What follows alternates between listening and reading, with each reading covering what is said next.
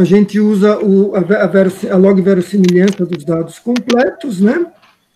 E então ela pode ela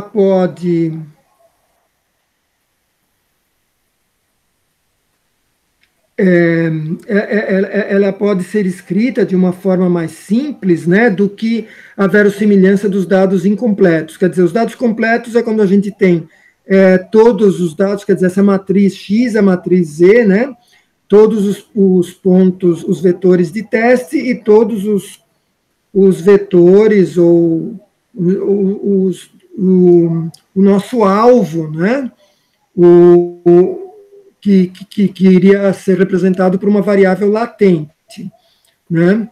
Então, a gente vê que com o log, né, o produto se transforma numa soma sobre as amostras, né? Tá? Sobre as amostras, e ainda a densidade conjunta, ela admite o logaritmo, tá? Porque como é produtório, então o logaritmo pode entrar dentro e o produtório vira somatório, tá? Então aqui é no número de misturas, então vira o somatório. E o expoente que aparece aqui, né, disso que a gente tinha visto anteriormente, né, da densidade conjunta, né? O expoente aparece aqui multiplicando, tá? E então a gente consegue, inclusive, essa multiplicação aqui, né? A gente consegue separar nos fatores, né? Cada um com o seu logaritmo, né? E adiciona, né? Então, a gente tem isso. E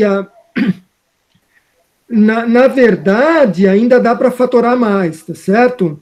Porque as gaussianas, né, que aqui estão representadas, elas também têm um fator e um expoente, tá? E o ln da exponencial cai o expoente simplesmente, tá? Porque é a função inversa, tá? Então ainda dá para expandir isso. A gente estava fazendo isso em alguns pontos, né? A questão toda é o quê? A gente vai tentar resolver o mesmo problema em que a gente não tem os dados completos, tem os dados incompletos, não tem o Z dado, o ZN dado para cada XN, tá? Então, nesse caso, a gente viu que a gente coloca essa densidade, essa log verossimilhança com variável θ, e a gente tira uma média, né, tira um valor esperado, usando essa densidade a posteriori que a gente conhece da iteração anterior, que a gente tem os parâmetros, porém não são variáveis, são fixos, esses parâmetros antigos, e os novos que a gente vai determinar maximizando essa função Q, tá? Então, maximizando essa função Q, que a gente vai obter os parâmetros novos, tá? Isso, no algoritmo esperança-maximização, no algoritmo EM, é a etapa M, a etapa de maximização, tá? Então, a gente tem essa etapa de maximização, em que a gente acha os novos parâmetros. E aqui, quais são os novos parâmetros? São os novos vetores média, as novas matrizes de covariância e os novos pesos das componentes da mistura gaussiana, né? E agora tem aqui está sendo visto como, vejam, essa densidade aqui a posteriori das variáveis latentes, né, a gente determina na etapa E de esperança, tá? Então aqui essa etapa M a gente já começou a expandir na aula passada, né? Nós já vimos até bem avançado, né? A etapa M, mas para ter essa função de esperança Q aqui, né? A gente precisa dessa densidade a posteriori que a gente obtém na etapa E. Então, para a etapa E, a gente tem que considerar, a gente viu antes que é essa densidade a posteriori dos dados, tá? Aqui a gente precisa a posteriori da variável latente, tá? A gente precisa inverter o que é condicionante e o que é condicionado, tá? O condicionado, acho que a gente quer é Z, e o condicionante é X. E, lógico, os parâmetros também tá lá. Então, aqui, a gente tem que inverter o X e Z, tá? Mas, então, a gente já obteve anteriormente, né? Quando a gente tem o Z escalar já dado, sabe que é 1 e tal, sobra a gaussiana daquela componente da mistura, né? É a probabilidade de X, você só vai sortear dessa gaussiana. Se a gente não souber qual é a mistura selecionada, tem um vetor, então poderia ser, o 1 poderia estar em qualquer posição do vetor, qualquer elemento do vetor, então a gente tem esse truque, que é fazer esse produtório com os elementos, e a gente sabe que apenas um vai ser 1, né? Então, assim fica indicado de uma forma genérica esse caso aqui, né? E a gente tinha a mistura aqui, né? A densidade dada com os parâmetros da mistura, os πs, os μs e os sigmas, né? E daí tem essa relação de equilíbrio, vamos dizer assim, dentro do teorema de Bayes, né? Então, a gente está partindo aqui, a gente tem o X, a densidade de X dado Z e a marginal de Z, certo? E a gente poderia ter Z dado X e a marginal de X condicionando, Z condicionando. Dá na mesma, o que dá na mesma? Tudo isso é igual a P de X, Z, X,Z, tá certo? A conjunta, né? Tá? E Bayes é a sacada de inverter, né? Então, com isso que a gente tem o P de Z dado X, então é só multiplica esses dois e divide por este. E aqui, como a gente já tem esses dois dados, e tem aqui a densidade, então aqui a gente tem a expressão do a posteriori, aqui a gente está fazendo em densidades, a gente quer isso dentro da verossimilhança, né? No esquema tendo todos os dados, né, observando tudo, né? Quando a gente observa, né, a gente observou supostamente tudo, mas a gente observou X, né? Mas observou X1, X2 até Xn, não foi só a variável aleatória X como está aqui, né? Então, como que a gente passa daqui para o caso em que entram os dados, né? Então, fica assim, em vez de X, a gente tem Xn, tá certo? E em vez de Zk, a gente tem Znk, né? Tá ok? Então, e lógico, a gente está combinando tudo na independência como produtório, de 1 até n, isso não existe aqui, né? Tá certo? Aqui não existe, aqui tem esse produtório aqui, mas é nas componentes da mistura, não em n, né? E esse daí nas componentes da mistura permanece, tá certo? Então, aqui a gente está usando os dados, né? E os nossos Zs, que a gente está, na verdade, a gente está querendo ver a densidade deles, né? Mas dependem do N, né? Não só do K da componente da mistura, como do N da amostragem dos dados, né? Como tem essa produtória aqui, né?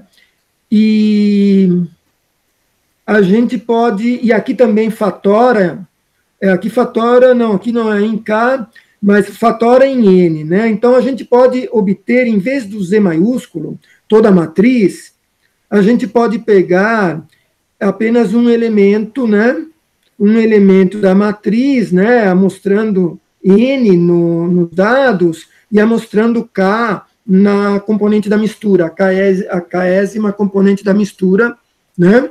Então, a gente tem os parâmetros, o K também, tá? Não todo o conjunto, mas apenas os da componente da mistura Késima, né? Tá? Então, aí entra... então, nesse caso, o que acontece? Aqui também, a gente só sobra o casinho, tá? Que casinho não é entre 1 e K, tá?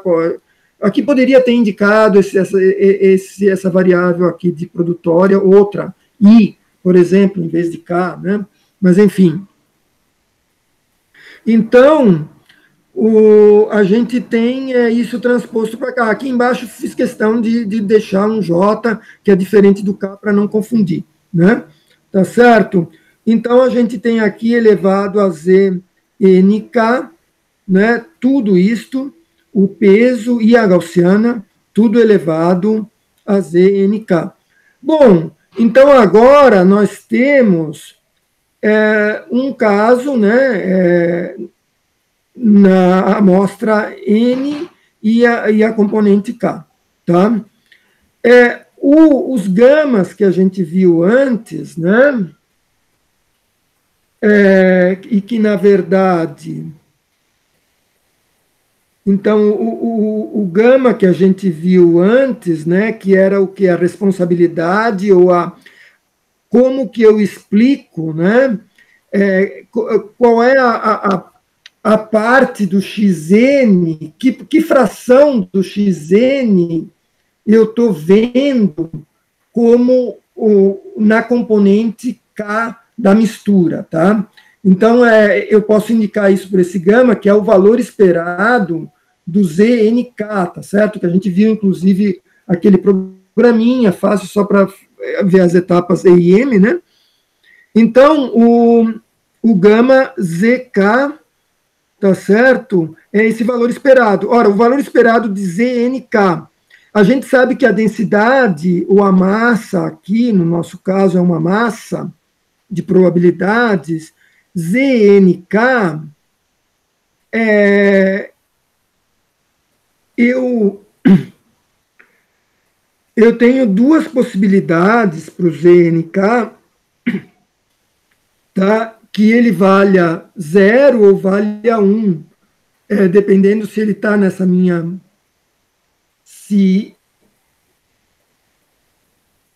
Vejam, aqui existe aquela história das figuras que a gente deu, dos dados completos.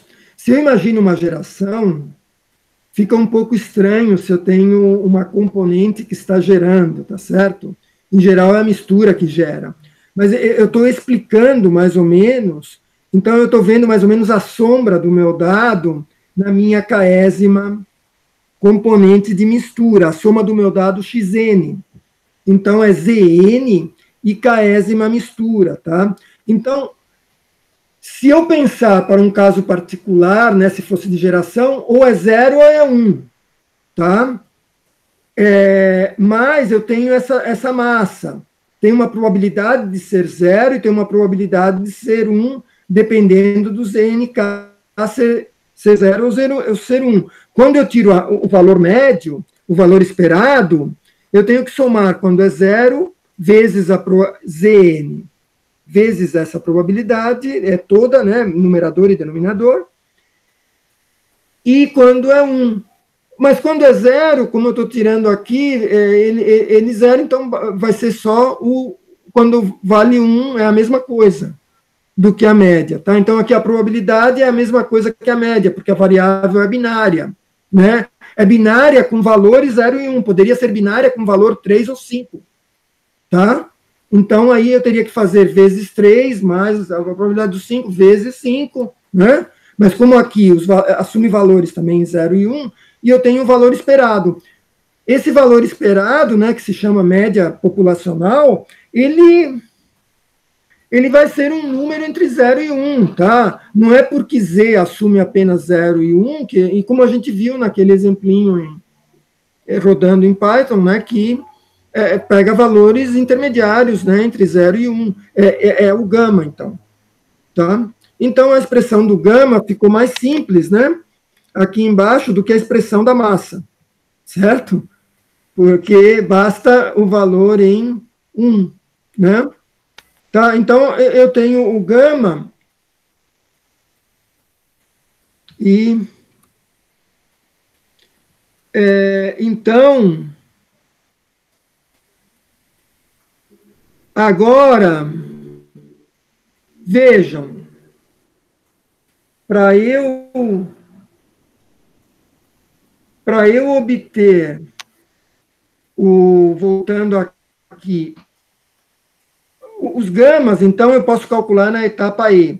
Então, agora na etapa M, eu tenho que calcular a função Q, tá?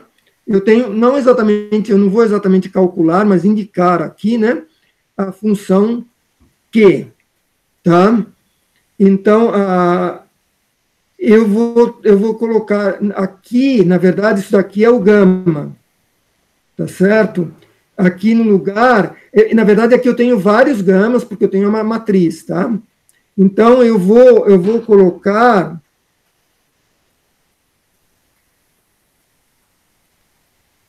Tá, como aqui eu estou pegando sobre a matriz, eu tenho o gama, ele tem dois índices, o N e o K, tá certo? Tá certo? Então, com isso, eu pego sobre a matriz, tá? Então, agora eu pego sobre a matriz e eu estou tirando uma esperança sobre Z da verossimilhança conjunta, da verossimilhança dos dados completos, tá? E daí, aqui eu dei uma simplificada na notação. Isso daqui eu ainda não tinha simplificado o suficiente, né? Mas aqui dá para ainda fatorar, né, no ln do fator mais o expoente sem mais, né? Porque é o ln de e elevado a ak, né? Que é o que a gente estava indicando, né? Então aqui está indicado isso, ln do fator mais o expoente. Tá? Então, aqui a gente viu já, né, isto, acho que só passar rapidamente, né? Então, quando a gente vai tirar o gradiente em relação a um vetor, o vetor de média, né? Média da késima componente da mistura, né? Então, aqui a gente calcula como tinha feito antes, né? Aqui com o cálculo de gradiente, né? E aqui a gente está pegando a função, né? E tirando o gradiente, tirando a derivada, né? A partir do momento aqui que a gente iguala a zero, os parâmetros são novos, tá? Então, vejam, aqui é aquela parte que é antiga, porque a gente calculou na etapa E, tá? A gente calculou na etapa E. O que a gente está querendo calcular na etapa M são esses parâmetros novos. No caso aqui, a gente vai acabar cancelando a matriz de covariância. E daí sobra apenas com a média, né? E a gente calcula aqui a nova média. Então, deu coerente, né, com aquela história de que a gente coloca como peso aqui a explicação pela késima componente da mistura de cada uma das amostras. E esse é o peso que cada amostra assume, né? Esse aqui é o peso da enésima amostra para késima componente. E a gente normaliza, que dá a soma dos gamas, pelo número efetivo de pontos. Então, às vezes é até mais fácil de entender o somatório dos gamas, NK, que daí diz o que é a késima, qual é o número efetivo de pontos que a késima componente da mistura enxerga, que vai ser menor ou igual ao N, que é o maiúsculo, que é o número total de pontos, né? Então, aqui, vejam que... mas você só pegou os pontos da késima. Não. Pegamos todos os pontos. Aqui não tem nenhum ponto singularizado. São todos os pontos. É que, às vezes, ela pegou 10% do X1, 5% do X2, entendeu? Então, somando essas porcentagens, né, que são os gamas que dão isso, né, os gamas NK, somando isso, eu obtenho o NK, tá? Então, é uma média sobre todos os pontos, mas não é dividida por todos os pontos. É dividida por todos os pontos da forma que eles são enxergados pela componente em questão, né? Bom, daí nós tivemos o caso das matrizes de covariância, né? Tá certo? No caso das matrizes de covariância, é um bicho mais estranho ainda, mas é um tipo de um gradiente também, né? Só que em relação a uma matriz, né? Então, aqui a gente tem o funcional, né? E aqui tem a matriz e a dimensão desse gradiente é a dimensão da matriz, a menos que a gente faça um VEC, que faça... Eu acho que tem algum truquezinho que tem que fazer para deixar isso completinho também, né? Mas, enfim, aqui eu estou tentando manter a mesma dimensão da matriz. Bom, aqui, né? Então, o que acontece... Os πs, né? Os pesos, eles vão... A derivada parcial vai dar zero, né? Os gamas permanecem aqui na frente, né? Permanece, lógico, a somatória sobre os dados. Daí, dentro a somatória sobre as componentes desaparece também, porque eu estou com a késima componente apenas, tá certo?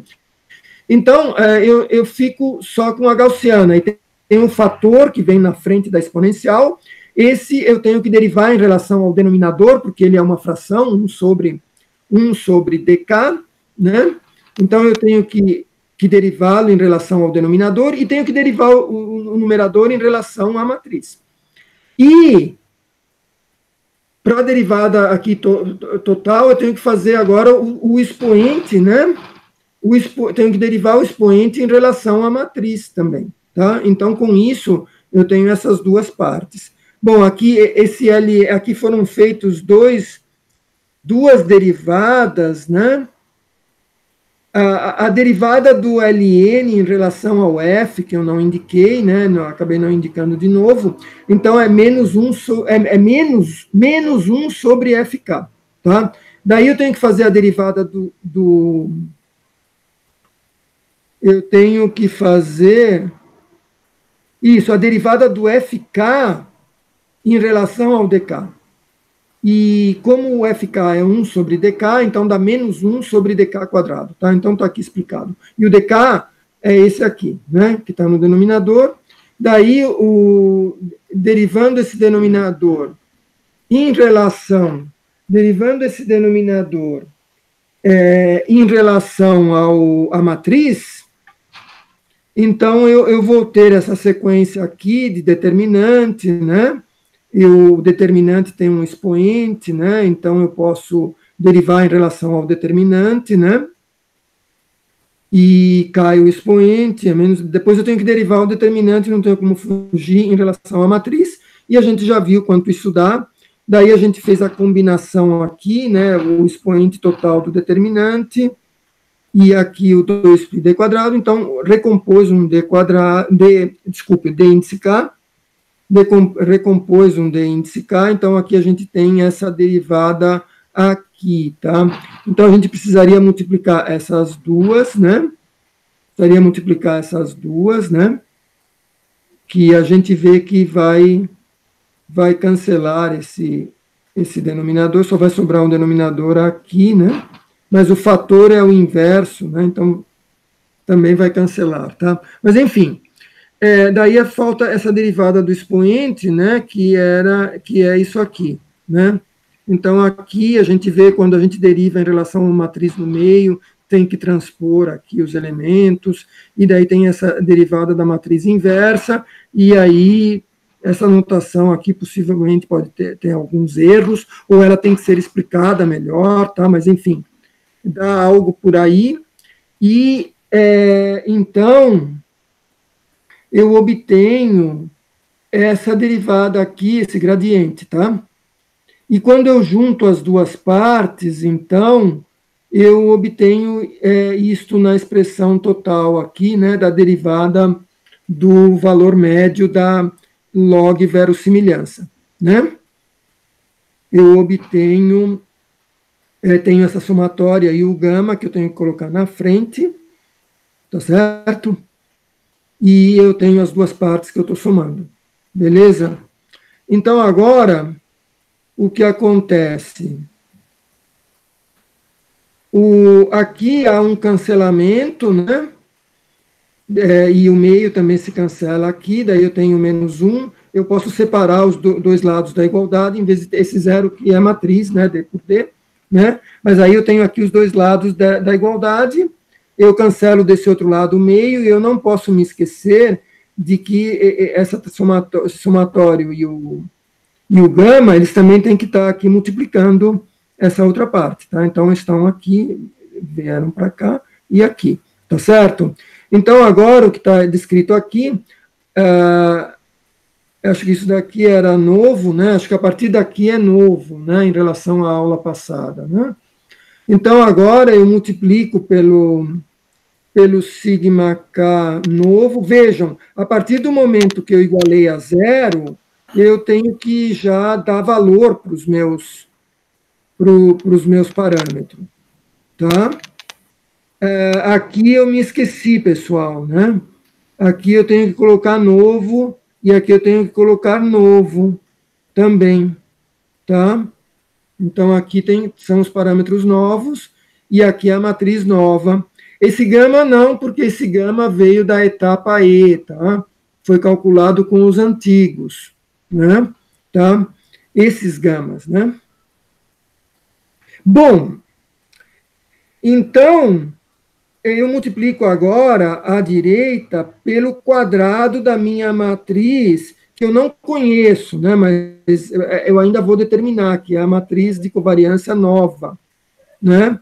Então, com isso, aparece a matriz de covariância nova aqui, porque um dos fatores do quadrado cancela com essa inversa, sobra o outro.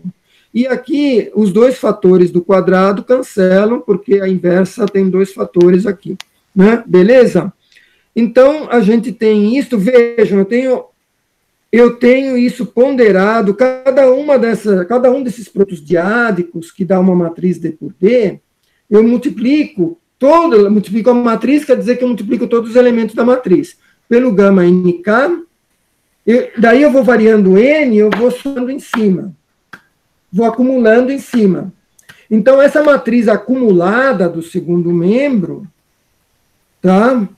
Essa matriz acumulada, acumulando com pesos esses produtos diádicos, daí eu tenho que dividir pela somatória em N dos gamas NK, né? O gama ZNK, né?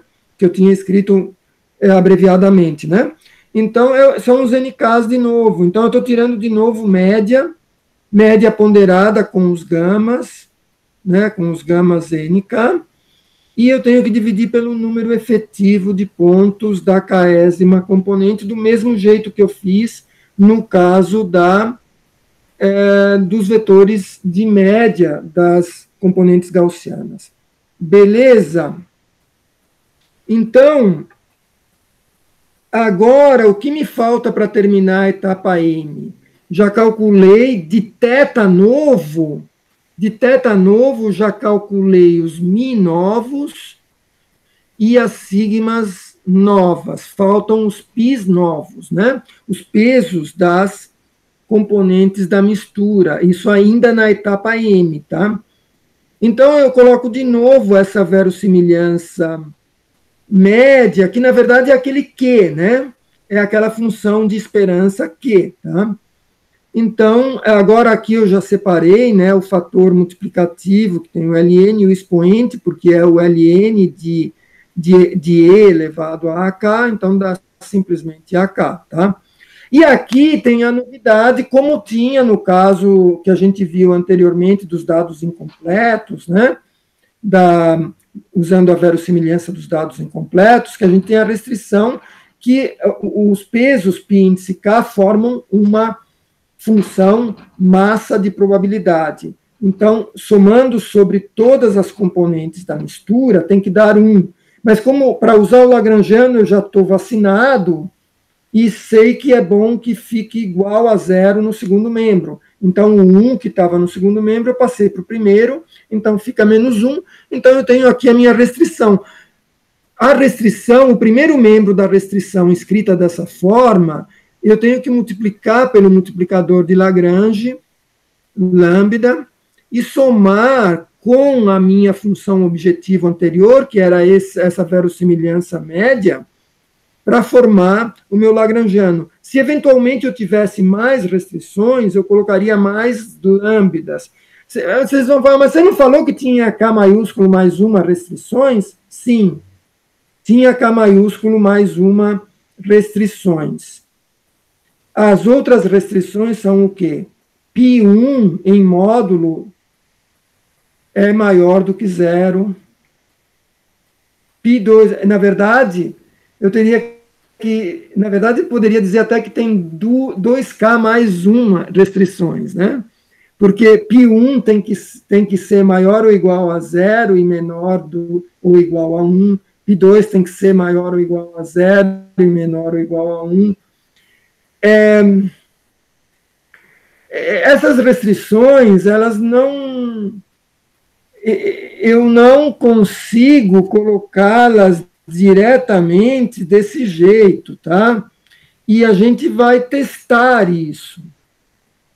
Se as minhas expressões já forem, já ficarem nessa faixa, nesse intervalo de 0 a 1, eu posso confirmar essas restrições.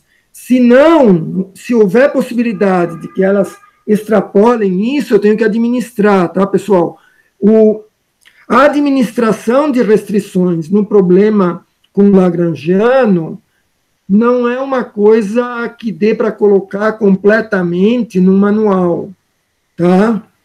Mas essa daqui é a regrinha geral, tá? Mas sempre aparece alguma coisinha. E isso às vezes é legal para pesquisa, porque a gente tem campo para inovação, tá?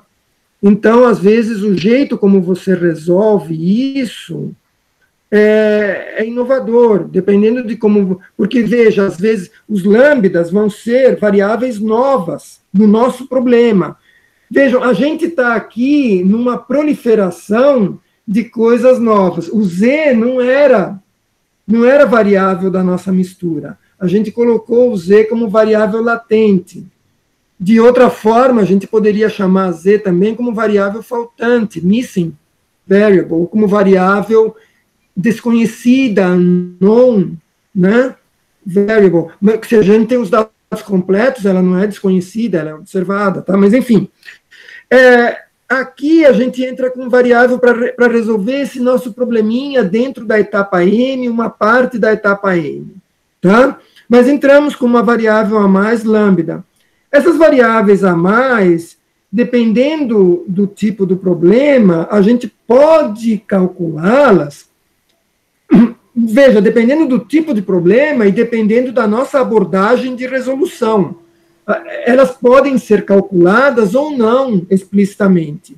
Se você quiser tirar, às vezes, uma prova completa, pode ser bom calcular todo mundo, tá? Para tirar a prova. Mas, enfim... Às vezes pode ser que você não a calcule, em outros problemas pode ser que você a calcule.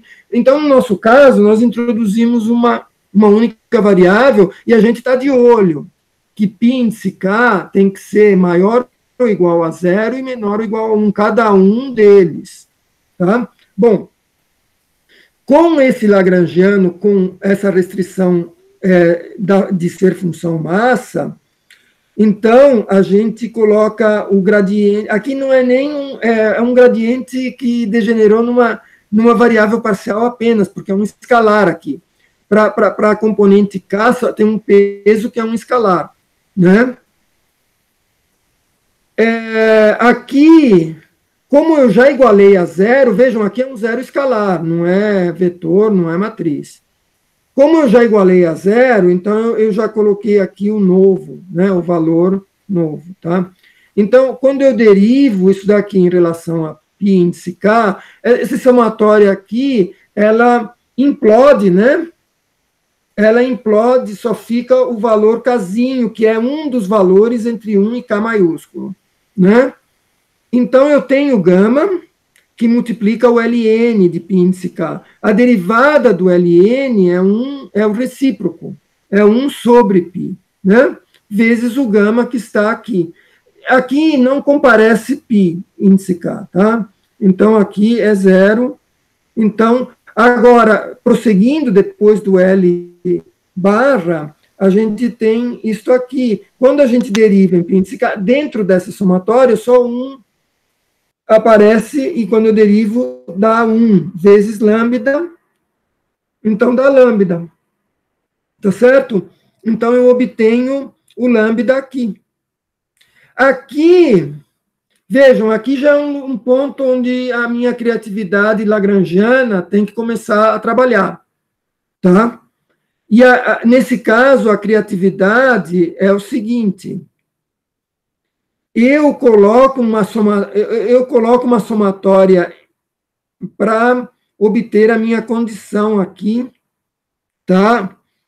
Eu multiplico membro a membro, aqui essa igualdade, pelo π índice k, não apenas da késima componente, mas de todas elas, tá?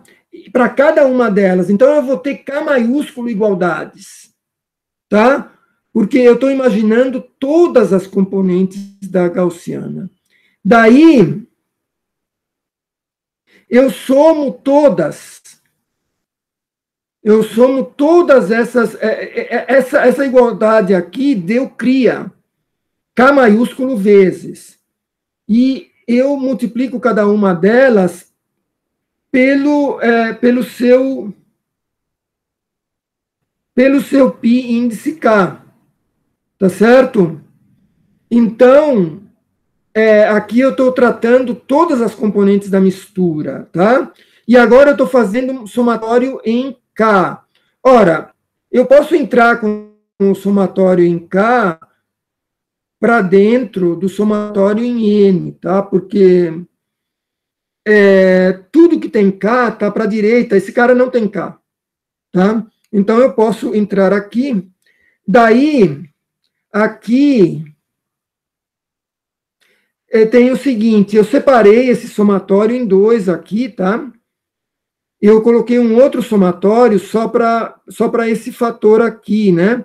E o lambda não tem k, tá certo? Então, o k entrou aqui. Então, tenho isso. Aqui é o máximo que eu posso chegar para a direita. O k não pode, nem o n podem vir mais para a direita. É o máximo que eles podem chegar. Tem uma barreira aí, porque aqui para a direita tudo tem n e tudo tem k. Eu poderia, eventualmente, passar um n, bom, não dá, porque eu não posso passar o n. Então, isso aqui é irredutível. Aqui eu consegui, porque o lambda não depende de k. Aqui eu tenho esse somatório, seja novo, seja velho, seja o que for, novo, antigo, eu sei que vale 1. Essa somatória aqui eu sei que vale 1. E daí eu tiro. Agora aqui, vejam, essa razão vale 1. Então, aqui eu tenho, vejam, aqui eu tenho um somatório em K, tá certo? Eu tenho um somatório em N, tá certo? Então, aqui, o somatório em N do gama,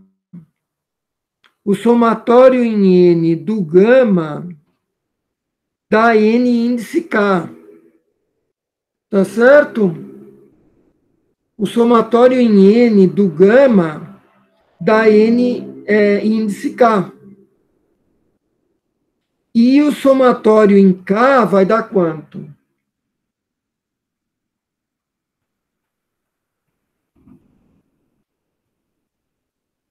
O somatório do N em K, né? Eu acho que eu errei essa preparação, hein, pessoal? Ah, não, eu errei.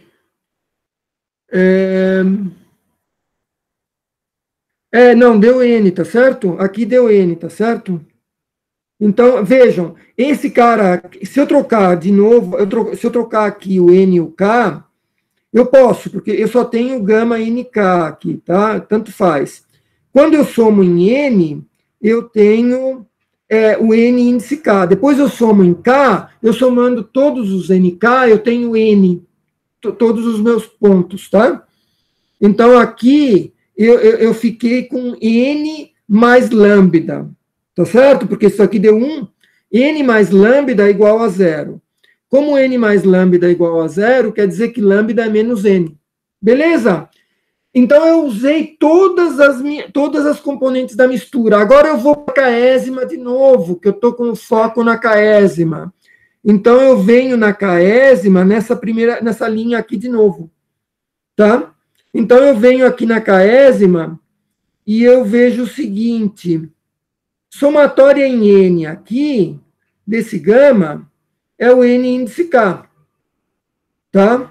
Então, N índice K vezes 1 sobre π índice K novo, menos N, que era o mais lambda, tá? Menos N é igual a 0. Então, agora, eu tenho o π índice K novo, tá certo? É NK sobre N. Beleza, isso satisfaz as minhas 2K mais uma, a minha 2K, né? 2K.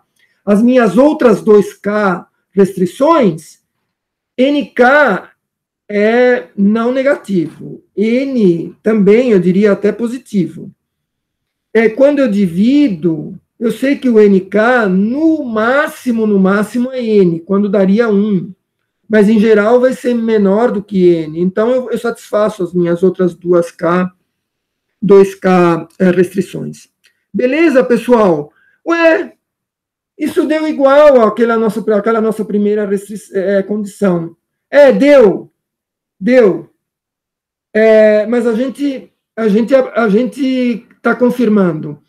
A gente aprendeu a trabalhar com outra função objetivo, né? Vejam, o caso aqui, isso daqui a gente já teve que aprender antes. A gente só agora repassou em mais detalhes, tá? Mas então, qual foi a vantagem de fazer isso? A vantagem foi aprender a resolver o mesmo problema de uma forma um pouco diferente.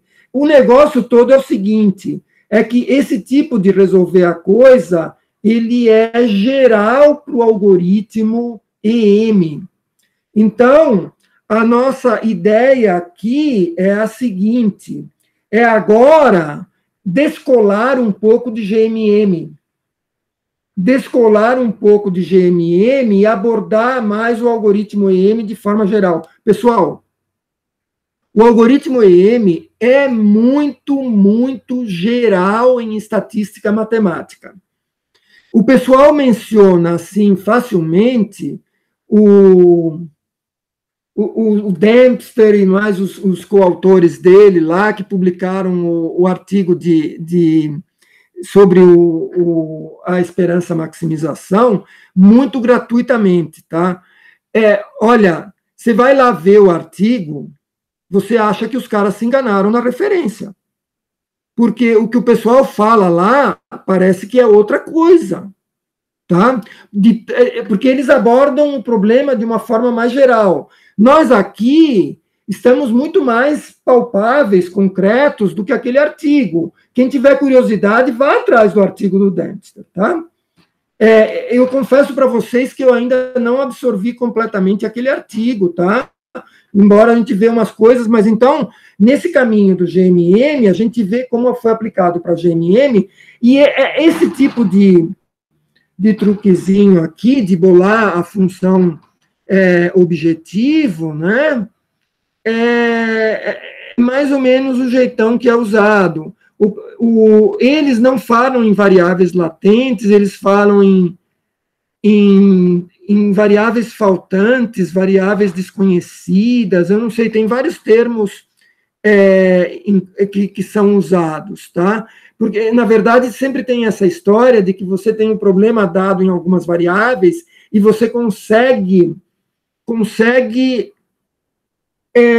simplificar um pouco a resolução, expandindo o universo de variáveis, tá? Então, aqui, o jeito que foi, pode ter sido um pouco artificial, porque deu o mesmo resultado, o jeito que a gente conseguiu isso foi passar dos dados incompletos para os dados completos, colocando os Zs na jogada também. A gente colocou os Zs, mas a gente não tinha os Zs, então, em vez de usar a verossimilhança pura, a gente tirou um valor esperado, uma média dessa verossimilhança, tá certo? Então, mas esse truquezinho é importante. E isso é importante no que se chama inferência variacional, tá? E a inferência variacional vai lá, vocês vão ver muita coisa sobre métodos bayesianos, os autoencoders, inclusive, autoencoder variacional. Hoje tem aí as GANs, né, que são os gerativos, né, as redes adversárias gerativas, né? Então, esse truquezinho é usado em várias coisas, tá? Então, vejam, eu posso ter, talvez, ficado muito tempo nisso, tentado, mas achei interessante. Na verdade, eu até poupei vocês de alguma coisa, que quem tiver curiosidade pode, talvez, ir além disso. O Bishop, ele ainda vai um pouco mais abaixo, que é usar o que se chama de K-means, K-médias, tá?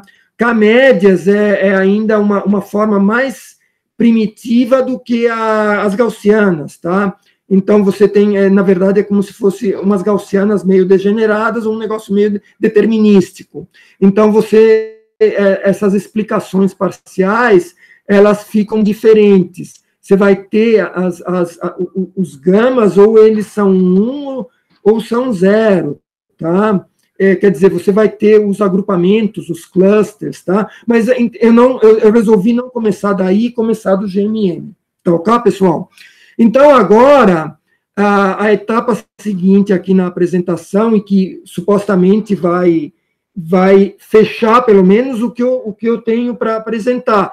Vejam, eventualmente vocês podem complementar alguma coisa, ou a gente pode dividir alguma coisa aí, tá?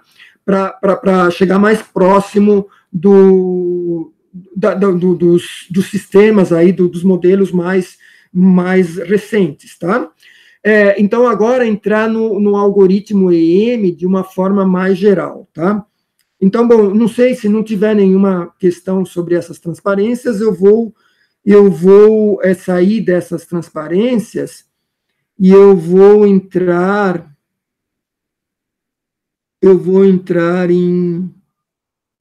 no EM, tá? Então, o algoritmo EM em geral, tá? Aqui, pessoal, tem umas coisinhas, eu até resolvi me socorrer com muita coisa escrita, porque às vezes tem um jeito de como a gente enxerga aquilo, tá? Então, bom, aqui é um tratamento mais geral. Então, a gente tem aqui também um objetivo, tá? Que a gente consegue sempre melhorar, tá? Então, fiquem ligados. A gente vai também tentar ver essa questão de que, quando a gente faz etapa E, etapa M, daí volta a fazer E, volta a fazer M, volta a fazer E, volta a fazer M. Cada vez que a gente faz isso, a gente está aumentando a verossimilhança, tá? Dentro de certas condições, uma grande condição é a seguinte: a nossa verossimilhança tem que ser da classe exponencial. Ou melhor, não tem exatamente que ser da classe exponencial. Vai ter que ter coisas que têm que ser convexas, tá? Então, mas a classe exponencial tá safo. A classe exponencial é muita coisa, pessoal. A gaussiana é da classe exponencial, a laplaciana é da classe exponencial. A grande família das gamas é da classe exponencial, tá? Então, tem muita coisa da classe exponencial, tá? A Laplaciana, ela é uma exponencial bilateral, exponencial mesmo pura, tá? Então, em geral, é mais geral falar Laplaciana do que exponencial sozinha. Mas se os seus parâmetros, se os seus dados forem não negativos, você pode falar em exponencial. E a exponencial também tem lá Weibull, tem um monte de membros dessa grande família exponencial, tá? Então, dentro disso, a gente vai conseguir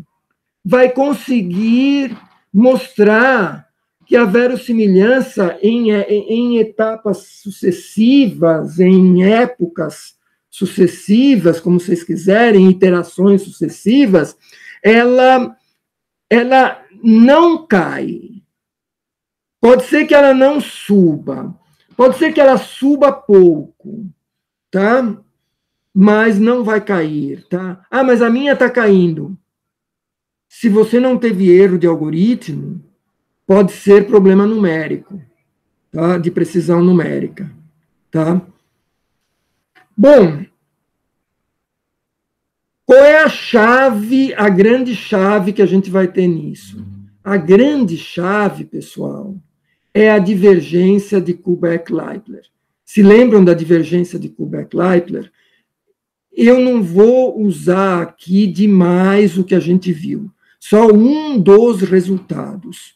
A divergência de Kullback-Leibler entre duas, ou de uma densidade para outra, porque tem sentido, quando eu coloco P, 2 barras Q, quer dizer que eu estou tirando média em P, quer dizer que é a divergência de Q em relação a P, tá certo? Ela é não negativa. Ela assume valores em zero ou positivos. Não tem teto, mas tem chão. É zero. Isso é muito, muito importante. Tá? Então, esse é um ponto-chave aqui na nossa discussão. Bom, como eu já tinha falado antes, isso tem as bases da inferência variacional. Tá? A inferência, você determina o modelo e você usa o modelo para fazer predição, certo? Isso que é a inferência. E variacional, honestamente, aquilo que a gente estava fazendo, onde eu consigo situar, quando a gente está fazendo a derivada, tá? Mas a gente fez as derivadas nos parâmetros, mas o que a gente estava querendo conseguir era funções. Agora, a gente vai ter uma derivada em função, tá? A gente vai ter, e a gente vai conseguir traduzir isso numa derivada em parâmetro. Vejam, derivada em função não é a mesma coisa que derivada em matriz, vetor ou escalar. Derivada em relação à matriz, vetor ou escalar é derivada, é gradiente. Não é variacional. Variacional é quando a derivada é uma função, tá? É uma função, e aqui a gente vai ter uma função como derivada, mas a gente vai conseguir, nessa nossa abordagem, colocá-la como uma derivada de vetor, matriz ou escalar, tá? Mas então, por isso, o cálculo variacional, você tem derivadas em relação à função, integrais em relação à função, né? Não, as variáveis independentes são funções, tá? Então, é um negócio muito mais assim, envolvido, mas tem muitas aplicações, controle ótimo, tem aplicações aí populacionais, financeiras, um monte de coisas, né? E aparece aí nessas máquinas, nesses modelos de aprendizagem de máquina. Bom, o nosso objetivo é a maximização, seja da função de verossimilhança ou log verossimilhança, tá? Como a gente vai estar usando log verossimilhança, estou escrevendo log verossimilhança. Tem um outro nome para ela. Esse nome até começou a ser usado bastante, que é a evidência, tá?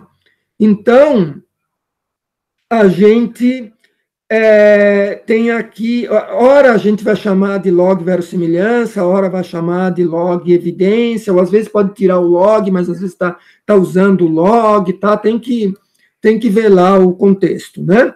Mas então aqui a gente está colocando uma identidade, né, com a soma em Z, mas é para lembrar que às vezes fica muito mais fácil quando a gente pega a conjunta com os dados completos, que a gente já treinou com GMM, do que a gente pegar no bruto a marginal. A marginal, muitas vezes, fica mais dificultosa do que a conjunta, tá? Ou seja, a maximização, às vezes, da log verossimilhança é mais dificultosa, quase sempre, do que a da log verossimilhança dos dados completos. Vejam, os autores lá originais do algoritmo de esperança-maximização, eles falavam, acho que, em variáveis faltantes, missing variables, né? Variáveis faltantes. Aqui, para nós, eram variáveis latentes, poderiam ser as faltantes, o Z. Eles não usam Z, acho que usam U, V, não sei, tá? Mas a gente traduz isso, né? Então, a gente aqui usa a log verossimilhança dos dados completos, pelo menos indicativamente, tá? E quando a gente vai passar para a evidência, né, a gente tem que usar a regra da soma das probabilidades, né? E aqui é sobre todos os valores, né? Aqui seriam sobre todos os nossos xn, zn, né? XNK, ZNK, ou o que vale lá do modelo. Bom, então, aqui eu vou primeiro indicar e depois vamos obter isto, tá? Então, não se assustem, nós vamos obter isto aqui, tá? Então, a gente vai fabricar uma densidade que, sobre essas variáveis faltantes ou variáveis latentes, tá? Vai ser fabricada e vai ser moldada a cada iteração. A gente vai moldar isso, até a gente ficar mais ou menos satisfeito, tá? Então, nós vamos moldar essa Q de Z. E com a Q de Z, a gente vai calcular uma divergência de Kullback-Leibler que é de P para Q. Só que o P não é da evidência. Aqui eu estou indicando do jeito que o Bishop indica, mas esse P é aquela aquele a posteriori, aquele P de Z dado X e θ, que dava nos gamas, tá? Esse P é aquele que dava nos gamas, tá certo? Então, aqui é o seguinte, a gente vai se esforçar para que essa divergência de Kullback-Leibler vá chegando a zero. Se ela chegar a zero, opa! Então, quer dizer que a minha massinha está moldando bem essa verossimilhança, a posteriori, tá? E eu estou conseguindo colocá-la bem ajustada, tá? E aqui eu tenho um outro funcional. Eu tenho um funcional aqui que está indicado como função da minha massinha, né, da minha densidade introduzida e dos meus parâmetros θ. Tá?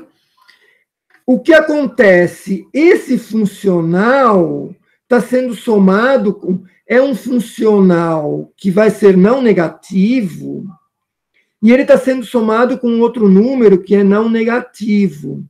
Para compor um número aqui, bom, eu não posso dizer que seja não negativo. Esse cara é não negativo, mas eu estou querendo maximizar esse cara, tá? Então, na verdade, esse cara é o que eu vou chamar de um limitante inferior, porque aqui eu só subo, né? Esse cara vai ser chamado de um limitante inferior da evidência, tá? Porque se isso daqui zerar, ele é inferior. Mas quando esse cara é maior do que 1, é maior do que 0, desculpem.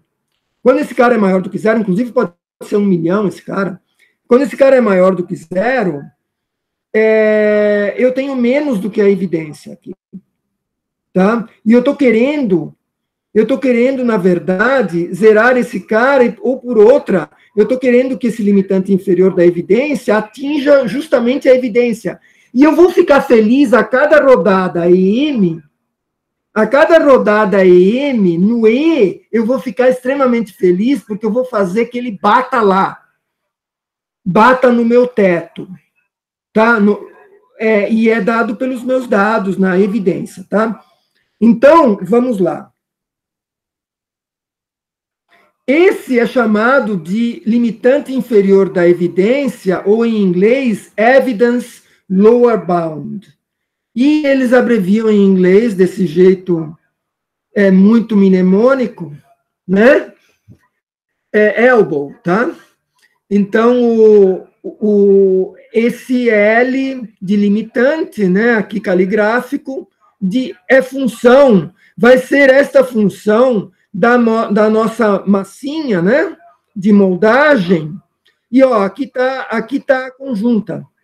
E aqui tá, vejam, aqui...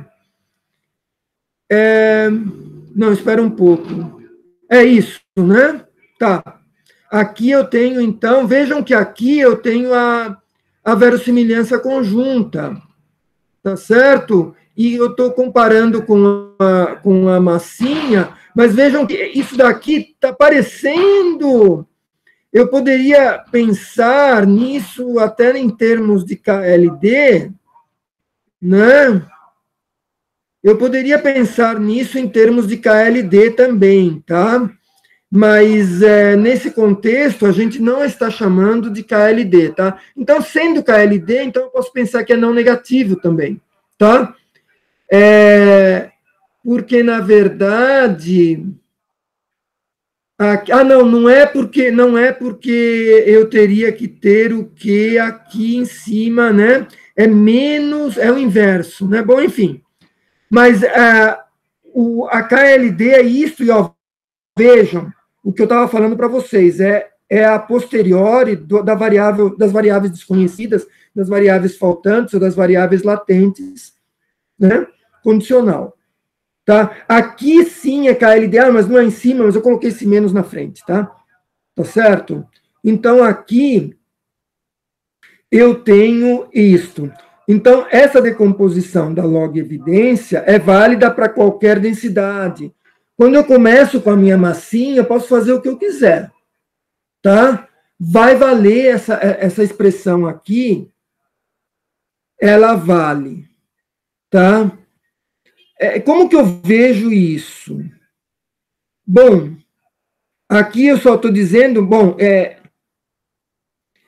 eu tenho essa componente que é a divergência de Kullback-Leibler, que é sempre não negativa, como eu estava dizendo. Então, o limitante inferior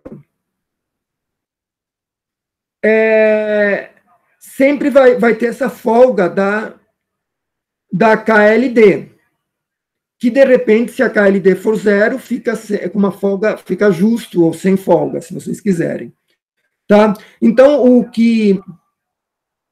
algoritmo quer ajustar para que se aproxime da evidência, tá? Para que esse limitante se aproxime da evidência, tá certo? Mas como eu disse para vocês, na etapa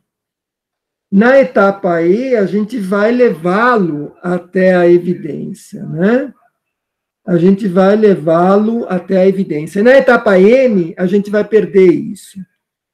E a gente ainda vai conseguir demonstrar que a gente sempre vai ganhando um pouco. Então, no geral, vai tendendo lá, tá? Bom, uma derivação, tá? Existem várias derivações. Existem algumas... Aqui é um negócio um tanto capcioso se a gente não escrever direito o que a gente está fazendo, tá? Porque as etapas são extremamente triviais aqui, tá? E quando a gente chega no final, acha que não tem nada a ver com o início, tá? Então, eu não sei se eu consegui situar direito para que seja aquela história, seja uma escada e não seja uma rampa que a gente escorrega e cai de volta, tá? Então, a densidade condicional a posteriori é isso aqui, tá? De Z. Quem é variável aqui é Z, X está condicionando, e lógico, os parâmetros que a gente está colocando aqui, né? A gente, na etapa E, a gente vai ter os parâmetros dados, né? A gente calcula os parâmetros na etapa, recalcula ou calcula os parâmetros na etapa M, né? Então, aqui, eu só estou aplicando, pessoal, só estou aplicando a definição de condicional, tá? Eu estou pegando só a condição, o condicionante X, daí eu estou pegando conjunta entre X e Z, e ainda está condicionando em θ, permanece, o θ permanece lá. E eu divido pelo condicionante, que está condicionado em θ também, beleza? Daí eu posso inverter aqui a ordem dos fatores aqui na cruz, né? E eu tenho a evidência. Aqui não é log evidência, né? É só evidência, né? Bom, eu tenho aqui a evidência e aqui eu tenho... É aquele mesmo problema que eu tinha em GNN. Eu tinha... Bom, aqui eu tenho a conjunta, né? Agora, o que acontece? Eu tenho essa fração aqui... de funções, né? Mas, enfim, eu tenho essa fração aqui, e eu estou separando e estou introduzindo a minha massinha, tá? Estou introduzindo aqui a minha densidade de ajuste, né? E agora a gente toma a LN, agora sim eu vou ter a log evidência aqui embaixo, né? Agora eu tenho a log evidência, daí eu tenho log daqui, vezes vira mais log dessa outra parte, tá certo? Tudo bem? Então eu consegui passar daqui para cá, e passei daqui, e agora eu já tenho todos os bichos que eu preciso aqui nesse meu mini zoológico, tá? Então eu tenho, mas eu ainda não estou satisfeito. Eu ainda não estou satisfeito, e eu multiplico tudo por Q de Z. Multiplico tudo por Q de Z, e depois eu somo sobre Z. Tá? Então, vejam, multipliquei a evidência por Q de Z, multipliquei esse aqui por Q de Z, multipliquei esse daqui também por Q de Z. E somo todos sobre Z. Tudo bem? Bom, essa é uma densidade ou uma massa. Somando, integrando sobre Z, vai dar 1. Tá? Então, eu fico com a evidência aqui. Tá certo? E agora, vejam, eu tenho aqui o limitante inferior da evidência, e aqui eu tenho aquela divergência de Kullback-Leibler. A divergência desta densidade a posteriori condicional em relação à minha densidade de ajuste. Tá? Antes tinham menos lá, mas é a mesma coisa, tá certo? Aqui tinham menos, mas é porque o Q aqui estava no denominador, tá? Dentro do LN. E aqui o Q está no numerador, tá? Dentro do LN, tá? Beleza? Mas é menos isso daqui com a inversão, ou mais desse jeito, é a mesma coisa, é essa divergência de Kullback-Leibler, tá? E aqui o limitante inferior. Então, eu tenho uma coisa assim. Tá? Vejam, eu tenho o limitante inferior e aqui eu tenho a log evidência. E aqui eu tenho uma folga que é dada por Kullback-Leibler, e eu sei que essa folga é não negativa, então, em geral, é positiva. Tá certo? Aqui o meu chão está bem definido, o meu teto está em aberto, tá? O meu teto está em aberto. Tá ok? Então, bom, esta composição justa, quer dizer, apertada, com pouca folga, é isso que eu quero dizer, tá? Aqui é uma justa posição, mais ou menos, tá? Tá somando direto, não tem, acaba dando de ponta a ponta, né? Inspira a estrutura do algoritmo EM e conduz à demonstração de sua efetividade na maximização da log verossimilhança, e que eu, pelo menos conceitualmente, continuo sempre melhorando a minha aproximação da log evidência, ou da log verossimilhança, né? Que é a mesma coisa aqui no meu caso. Então, aqui, agora, vamos descrever a etapa E, tá? A etapa da esperança. Então, a gente tem os valores atuais, o θ antigo, dos parâmetros. O limitante inferior, nessa etapa, o limitante inferior, que é a função de Q e de θ antigo, como eu fixei o θ antigo, eu só tenho o Q.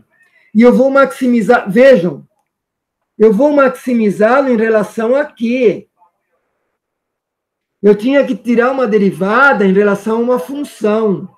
Daí vem o variacional.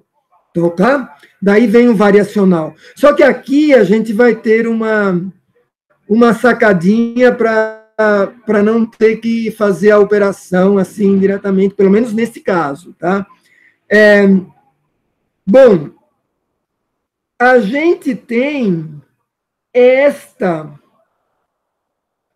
evidência, tá? Não, espera um pouco, aqui tem uma coisinha.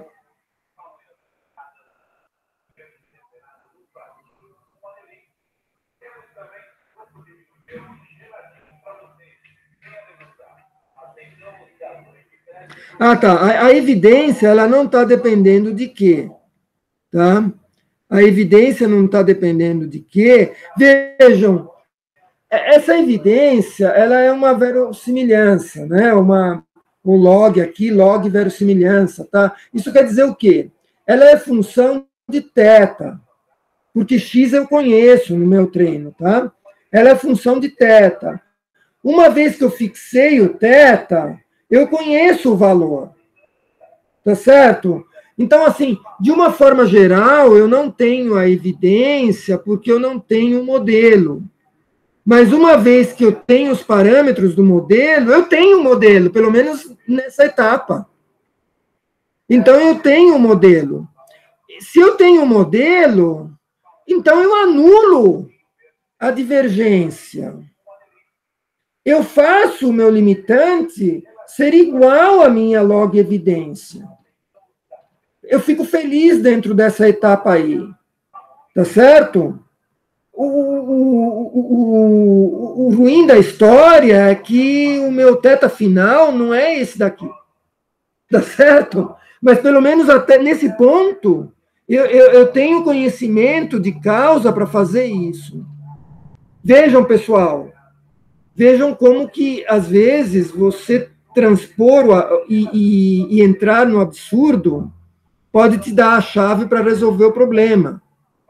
Quando que você ia pensar que ia assumir o problema resolvido, era, tudo bem, não resolveu o problema, mas resolveu essa etapa. Então, agora eu tenho a minha que dizer, tá? Eu tenho o valor da minha que dizer, que é a minha P dizer, dado que eu agora consigo igualá-la a este valor aqui, não este. Eu consigo igualá-la a este valor colocando aqui o θ antigo.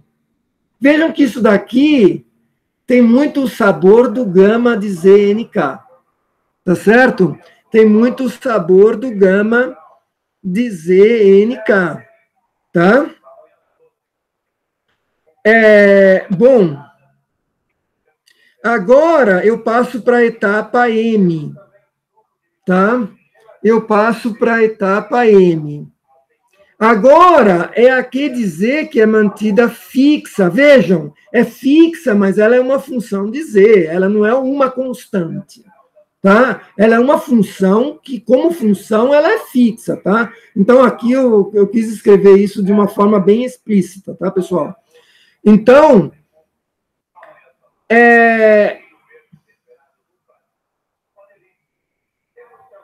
durante a etapa, enquanto o limitante inferior é variável, tá? Como que o limitante inferior é variável? Não é por causa de quê, né? É por causa de θ, tá? Então, esse θ variável, eu tenho que levar para um valor θ novo, na verdade são vários θ, né? Se fosse a mistura de gaussianas, eram os pisos, misos, sigmas, tá? Eu estou encapsulando em θ todos os meus parâmetros, né? Mas agora os parâmetros estão variáveis aqui, e eu tenho que maximizar esse cara, tá? Então, aqui, que é fixa no sentido que ela está determinada pelo θ antigo, tá? Então, na etapa M, eu choro, porque eu vou achar um θ novo, que não é o θ antigo. Então, agora eu perdi a minha chegada no teto, eu agora estou abaixo do teto, porque agora vai aparecer uma divergência não negativa, tá certo? No caso geral, eu não consigo que seja igual, tá? Se eu tiver convergido, daí beleza, cheguei lá. Então, a KLD ela vai ser positiva, então eu não estou no teto. Mas eu tenho um consolo. Eu tenho um consolo.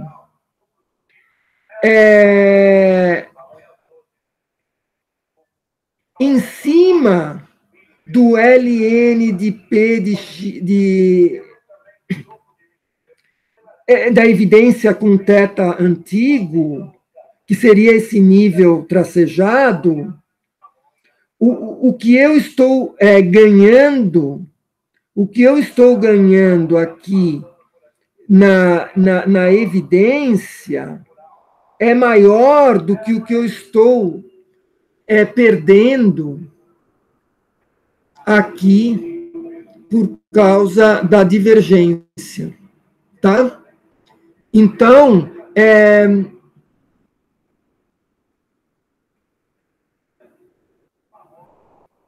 o aumento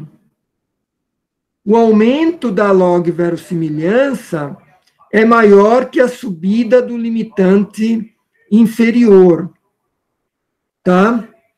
Porque eu mantive a minha Q, tá certo? A minha Q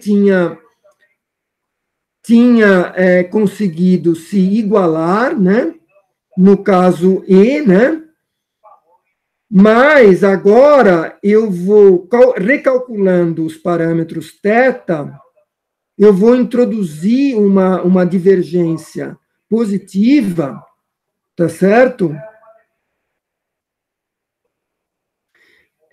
Mas eu ainda consigo ter um ganho aqui na evidência, porque eu estou galgando, de certa forma, eu estou galgando a evidência nessa jogada aqui de etapa E, etapa M, tá? Então, como que a gente pode ver isso, né? Em geral, o limitante inferior é dado por essa expressão que a gente tinha lá atrás, né, com essas duas densidades, né, quer dizer, a log verossimilhança conjunta e a minha densidade ajustável, né? Então, ao final da etapa E, eu tenho isto, os parâmetros dados, e eu atingi diretamente lá o limitante inferior variável. Então, o limitante inferior variável, aqui, vejam, eu substituo no lugar de Q o que ela é aqui em função da densidade a posteriori, tá? Eu simplesmente substituí, tá certo? Eu simplesmente substituí, né? Aqui eu tenho a densidade conjunta, tá certo? E aqui eu tenho Q, tá certo? Que está dado por esse valor aqui, quer dizer, aqui o que apareceu fora do LN e dentro do LN, tá? O valor do Q, tá certo? Então, é menos, porque o Q está no denominador aqui, o LN de 1 sobre, tá? Então, aqui é o menos. Tudo bem? Bom, vejam, aqui nós estamos encontrando de volta aquela nossa função de esperança Q, tá? Que ela está aparentando ser função de θ e de θ antigo, mas θ antigo não é variável, tá? É dado. Θ antigo eu conheço, é função de θ, então. E aqui, nisto aqui, eu identifico a entropia da densidade Q, tá? Aqui é a entropia da densidade Q, é uma constante, um certo número de bits aí por amostra, o que for, é uma constante, tá? Então, eu maximizar o limitante inferior, é a mesma coisa que eu maximizar essa função de esperança Q.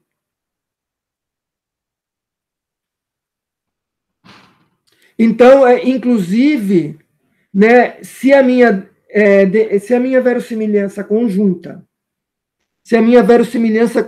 for da classe exponencial, maximizar a função Q é mais simples, tá? Porque aqui eu tenho, né, a conjunta, o LN vai fatorar, tá certo?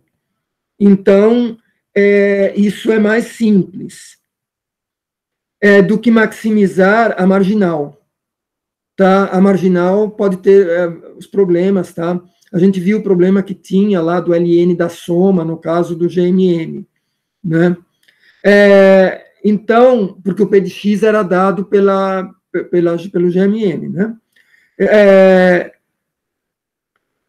Bom, agora eu vou apresentar um gráfico aqui, né? Mas antes, a gente vai partir de um θ antigo, passando para um θ novo e vendo o que acontece com as nossas funções, tá? Então, com o θ antigo, como a gente, repassando o que a gente fez, né? Na etapa E, determinamos essa densidade a posteriori, que a gente iguala momentaneamente, né, momentâneo entre aspas, né, no nosso algoritmo, a nossa densidade que está sendo ajustada. Isso desloca o limitante inferior, se a gente observar a evidência, a log evidência. Então, a gente vai ter o limitante inferior, a gente vai igualar a log evidência com esses parâmetros dados, a gente consegue calcular, tendo os parâmetros, né? Tá? Então, a gente iguala com a log evidência, tá? O limitante inferior. Bom, aqui a gente pode agora observar o gráfico, né? Ele está aqui, eu vou sair um pouco fora aqui, eu acho que... Tá? Aqui, acho que dá para observar melhor. Vejam, eu estou com o θ antigo, eu pego a limitante inferior, que é uma função, tá certo? É uma função, e eu tenho a evidência aqui em vermelho. Eu tenho a evidência, então eu pego o limitante inferior e eu levo para tangenciar a evidência. Tá? Então aqui eu tenho, ele tangencia a evidência. Só que na etapa M, eu vou calcular os novos parâmetros. Quando eu calculo os novos parâmetros, a evidência já mudou a evidência, tá? Para outros, aqui eu estou representando como a minha evidência é uma função dos parâmetros, tá? Então, obviamente, aqui está sendo representado num caso escalar, tá certo? Isso daí vai ser um bicho todo estranho, multidimensional, tal, mas... Então, com os novos parâmetros calculados, eu agora tenho a evidência vermelha aqui, e o meu limitante inferior está aqui no azul, tá certo? Mas com os novos parâmetros, eu consigo calcular aquela minha Z, né, a posteriori, lá eu consigo levar a minha evidência desculpe, o meu limitante para tangenciar a evidência no novo ponto. Então, eu tenho um novo limitante. Tá certo? Então, o que acontece aqui é que eu vou estar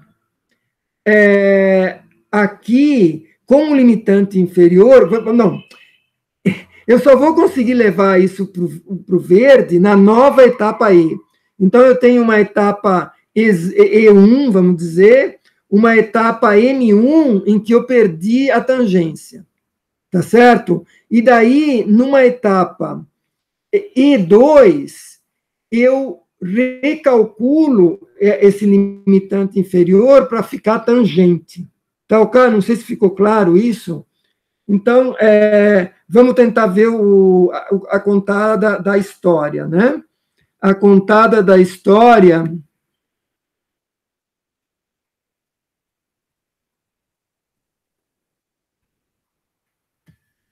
Então, na etapa E, tá? O limitante, bom, ou seja, log evidência, há um contato tangencial, uma osculação entre o limitante, né? Que era o que? O azul, né? Que estava tocando o vermelho, que era a evidência, né? A log evidência. Então, aqui a gente está colocando a condição para ter um único máximo. Tá, então vejam, eu consigo saber que a coisa está subindo porque tem um único máximo. E um caso particular de ter um... Isso acontece se a função for convexa. E uma grande quantidade, na verdade uma infinidade, mas não toda, de casos em que é convexa, é quando a densidade da família é exponencial. Tá? Então, por isso que eu sei que está subindo. Se eu acabo aumentando o meu limitante inferior, quer dizer que eu estou subindo em direção ao máximo. Tá? Então, juntando a KLD com a convexidade que leva à existência de um único máximo, se eu estiver subindo, então beleza, eu estou indo em direção ao máximo. Como eu sei que a minha montanha só tem um pico, se eu estiver subindo, mesmo que eu não enxergue o pico, eu sei que estou indo na direção dele. Tá? Então, essa que é a moral aqui. Né? E vocês vão ver que existe uma literatura muito grande sobre otimização convexa. Ah, mas poderia ter otimização côncava, sim. Se você multiplicar por -1 a função convexa, ela é côncava. Tá? Enfim. Bom,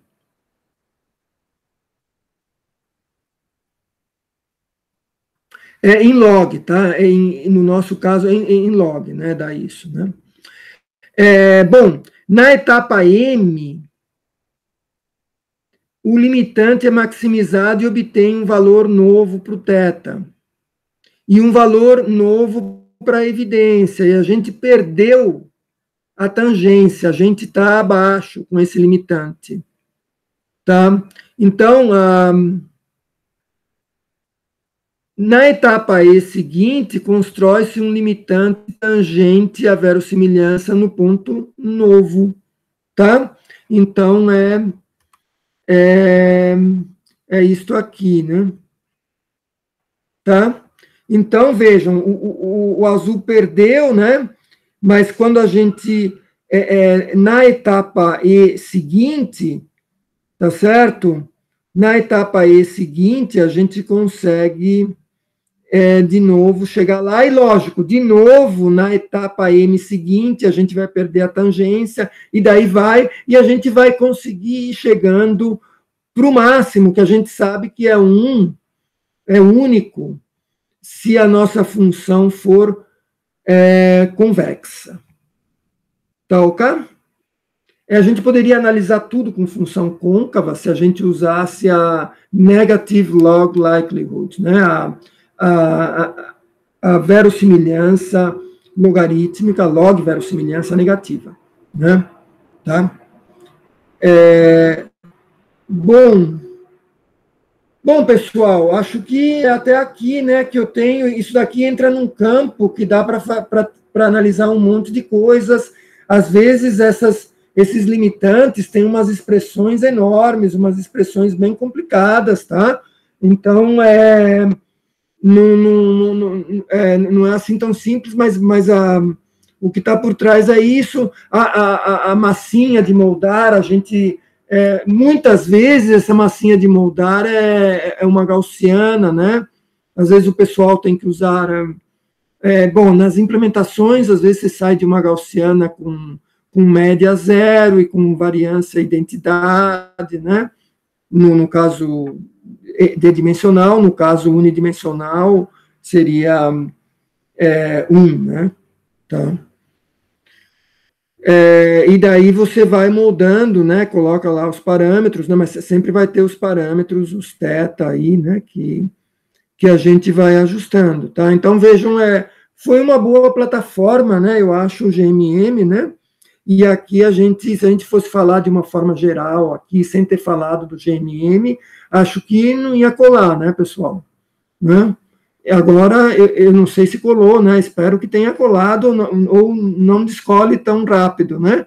Tá? Mas a gente tem que rever, tá? A gente tem que rever para entrar nisso, e às vezes é bom ver como está implementado, né? No caso, acho que vocês devem ter também, de repente, tem alguma coisa até no projeto que vocês estão contemplando, né? E, bom, a gente está aberto aí, né? A gente ainda tem algumas aulas, né? Pode eventualmente ver mais algum tema nessa linha ou em outra, né? E também a gente está aceitando colaboração de vocês também para sugerir ou até apresentar alguma coisa que seja interessante, bom, principalmente se tiver a ver com o projeto, né? Mas eventualmente pode até ser algo que não esteja diretamente ligado com o projeto, né? Porque daí a gente vai ter depois aquelas partes de apresentação e a missão da prova, que vai ter um negócio do projeto, mas lá a gente pode até ter alguma coisa de apresentação, mas mais existe a questão da avaliação lá também, né? Mas mesmo nessas, acho que tem umas 2 aulas ainda aí, para a gente ver assuntos que podem ser gerais ou podem ser mais específicos, dependendo do que a gente entrar em acordo sobre isso, né? Tá ok? Bom, eu não sei se faz algum sentido ver alguma transparência de novo, não sei se não